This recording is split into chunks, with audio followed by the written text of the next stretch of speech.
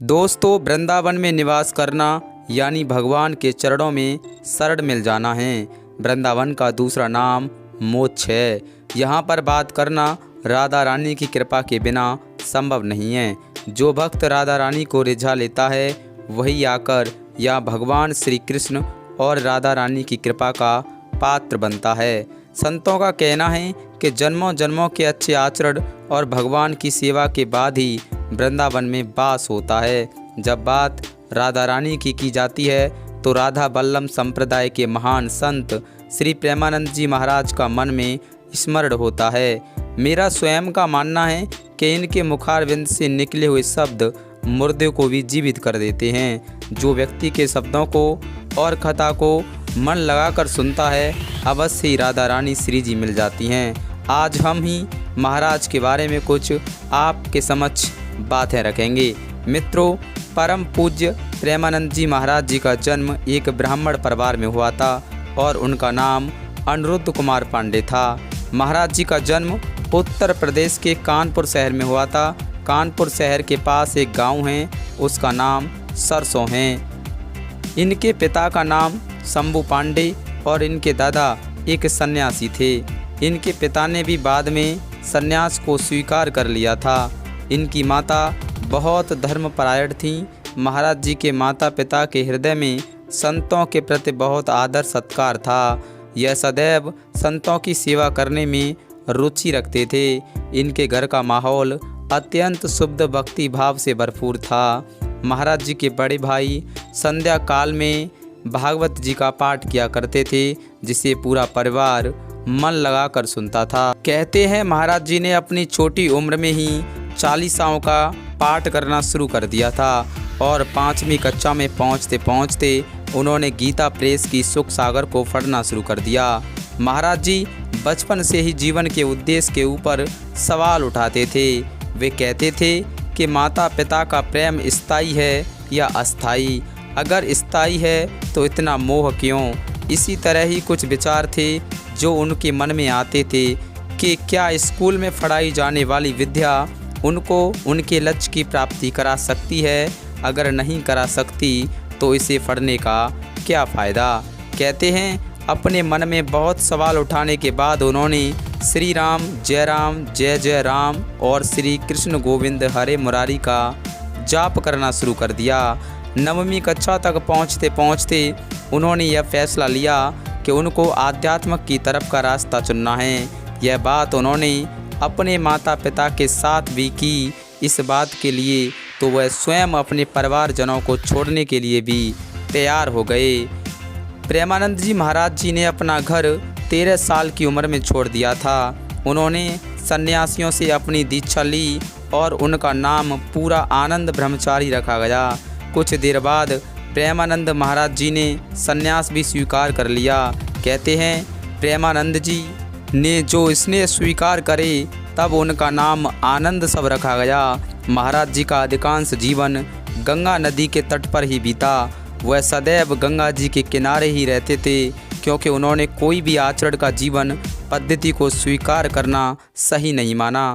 प्रेमानंद महाराज जी गंगा मैया के साथ साथ रहते थे और गंगा मैया के जल का मनन करते थे और जो शिक्षा में रोटी मिल जाती थी उसका सेवन करते थे।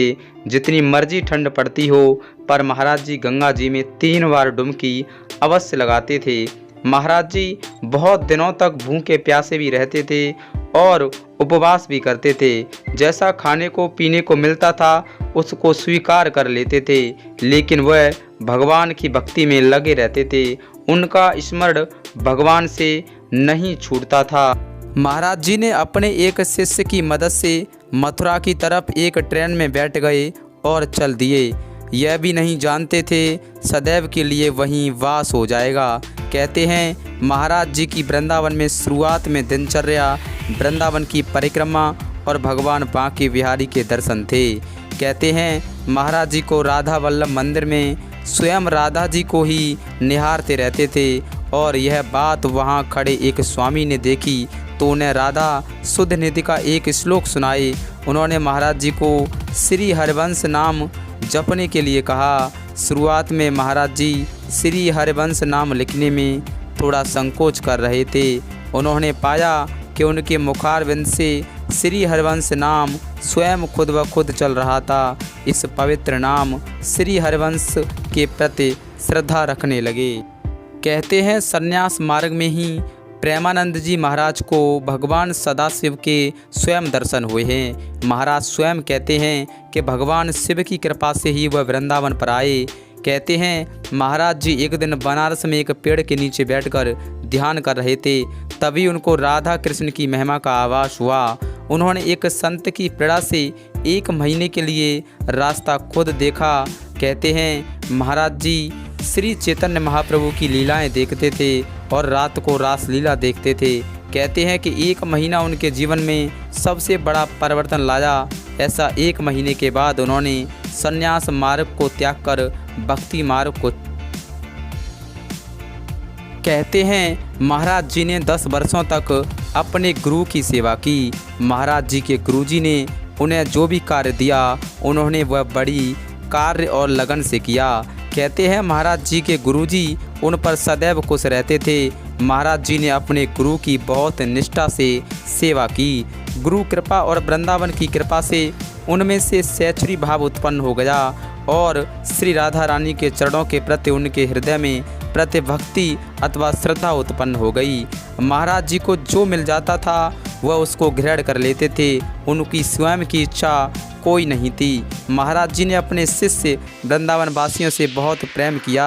महाराज जी के मुखारबिंद से निकले हुए वचन अथवा कथा बड़े से बड़े पापी को भी धर्म के रास्ते पर आने के लिए प्रेरित कर देती है। हम ऐसे महान संत श्री चरणों में बारंबार प्रणाम करते हैं और यह भी आशा करते हैं कि इन महान संतों की कृपा प्रत्येक नागरिक पर सदैव बरसती रहे। श्री राधा रानी की जय। बोलिए वृंदावन बिहारी लाल की जय। श्री कृष्ण भगवान की जय। दोस्तों प्रेमानंद जी की बायोग्राफी आपको कैसी लगी हमें कमेंट बॉक्स में अवश्य बताइए। और जी हाँ साथियों, आपको बता दें कि महान बल्लेबाज विराट कोहली और महान अभिनेत्री अनुष्का शर्मा भी प्रेमानंद जी महाराज की शरण में आए, तब से विराट कोहली की बल्लेबाजी की परफॉर्मेंस वापस लौट कर आ गई। दोस्तों श्री राधा रानी के सच्चे भक्त श्री